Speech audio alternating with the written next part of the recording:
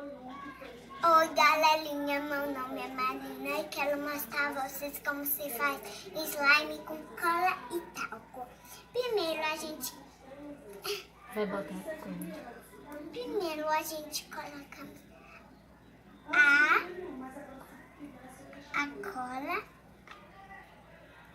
Deixa eu botar. Tá bom? Não, bota mais. Tá Bote bom? mais, não bote mais. Fique quieto, não.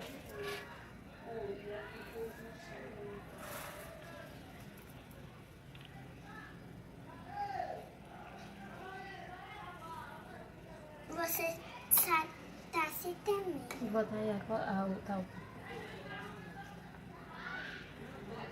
Mexe.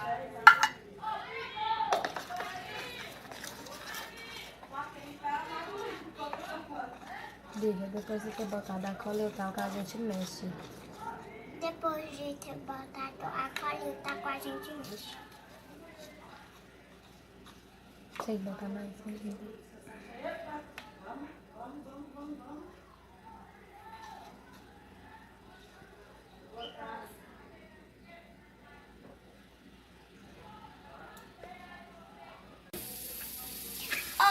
Gente, a gente já botou o talco, agora já botamos o glitter, mas veja como ficou.